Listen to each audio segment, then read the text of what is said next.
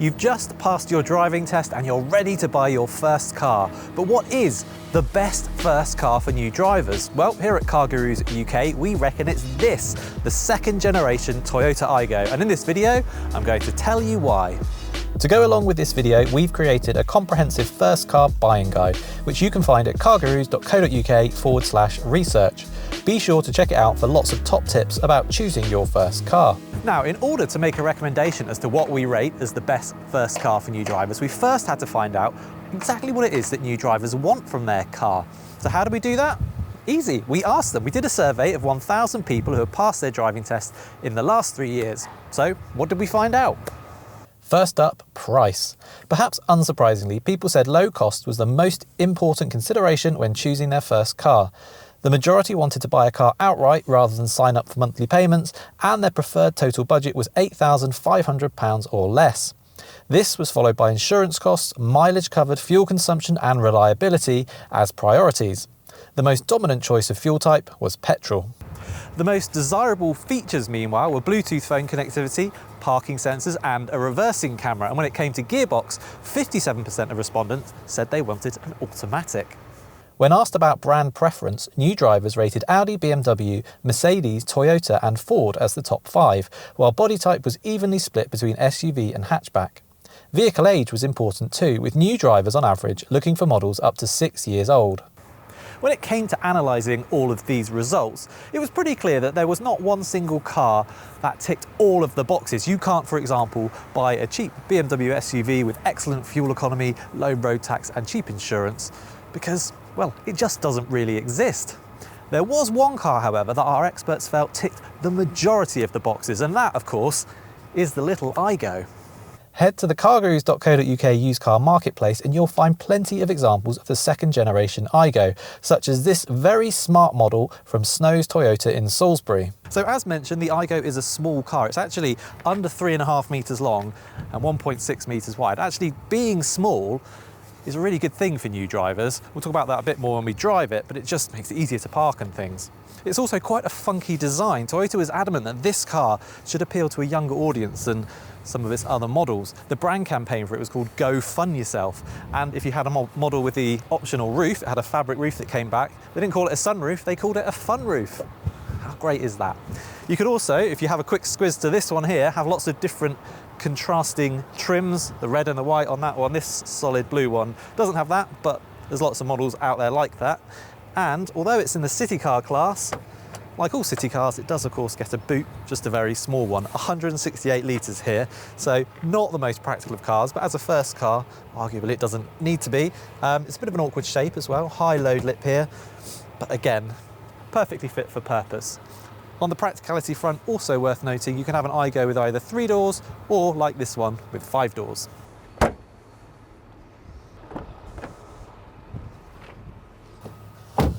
Right.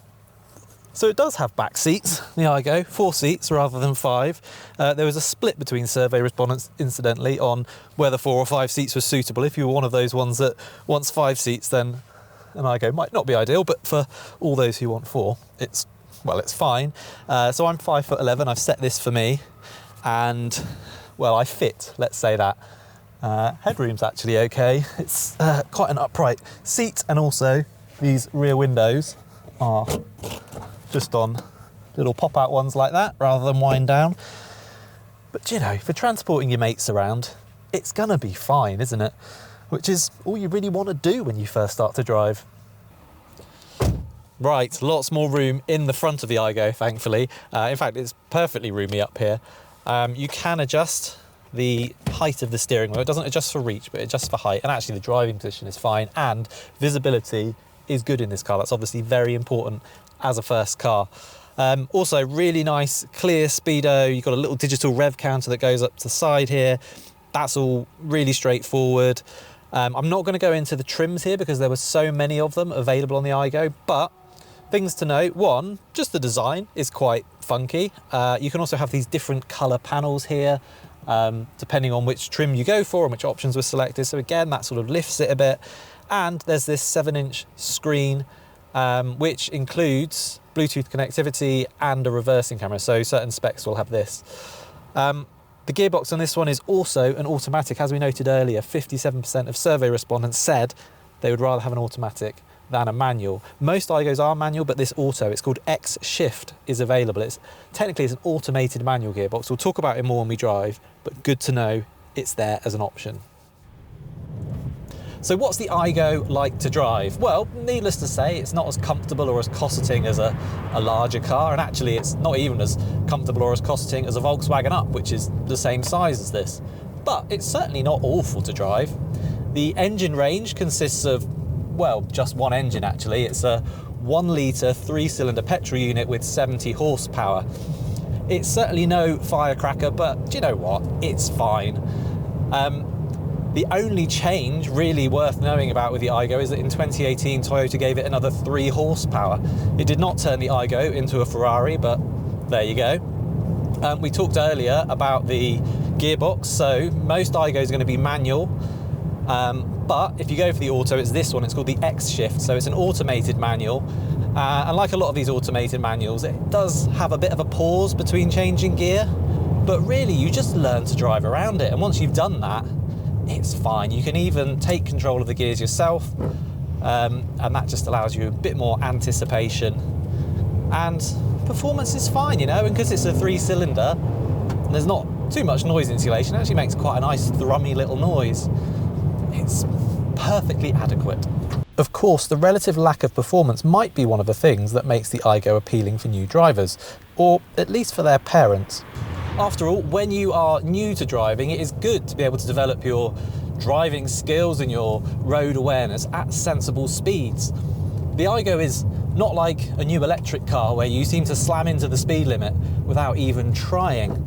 Instead, with this car, you know when you're at the speed limit because you've had to work really quite hard to get there. And I like that about it, combined with the fact that it's going to be fairly cheap to repair should you have an accident. It all helps to make the Aygo cheap to insure as well. And that, as we know from our survey, is a big concern for new drivers. It's impossible to tell you exactly how much it will cost to insure a new driver on an Aygo because there are so many variables that go into tailoring a quote. However, the car's low insurance group rating of groups 6 to 9 should certainly help to keep things at the more affordable end of the spectrum. Now, I'm not going to do an extensive analysis of the Aygo's ride and handling because, quite frankly, even if a Skoda Citigo does have a more comfortable ride or a Ford Fiesta does have better steering, I'm not sure that in a first car those things matter as much. The fact is, the Aygo is not ever so far behind those rivals, and it feels predictable, which is really important. It has good visibility, it's very small and manoeuvrable, it has a good turning circle. I think these are the things that really matter. But what the Aygo does do is it gives you the freedom of the open road, and that is the joy of your first car. So, you know, perhaps not the most polished car to drive in every sense, but it's back to basics and it's stress-free, and I think that is what is important. Speaking of stress-free, buying an Aygo also comes with more peace of mind than a yoga retreat, because not only does both Toyota as a brand and the Aygo as a model have outstanding reputations for reliability, but Aygos up to 10 years old are eligible for Toyota's used car warranty. All you need to do is get your car serviced at a Toyota dealership every 12 months or 10,000 miles, and it will extend the warranty for another year, all the way up to when the car is 10 years old or has covered a total of 100,000 miles.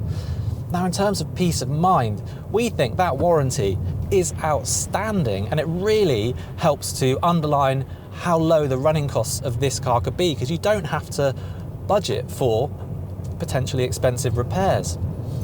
Combined with the car's fuel economy, which is going to average upwards of 50 miles per gallon pretty much no matter how you drive it, and it really does make for a very cheap car to run.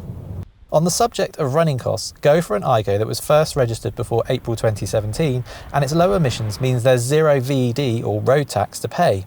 A rule change that came into effect in April 2017 means that Aygos registered after that date will cost £190 per year to tax at current rates. For optimal money saving then, you could look for a late 2016 or early 2017 Aygo, because that will qualify for the free road tax and it will still be eligible for Toyota's warranty if you get it serviced at a Toyota dealer. Also look out for models fitted with Toyota Safety Sense. That gives you lane departure warning and autonomous emergency braking, which we think are useful safety features, particularly for first-time drivers.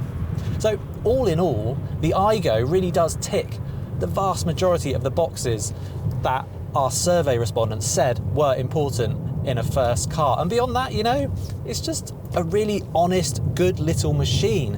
Toyota made a big effort when this car was launched to make it a more youthful offering, and driving it today, do you know, yeah, perhaps it does make me feel a little bit younger. The perfect first car? Right now? I think it might just be. To search for a Toyota Aygo or any used car, be sure to head to cargurus.co.uk to find loads of great deals from top-rated dealers. And while you're here, why not jump into the comments to tell us about your first car? We'd love to hear about it.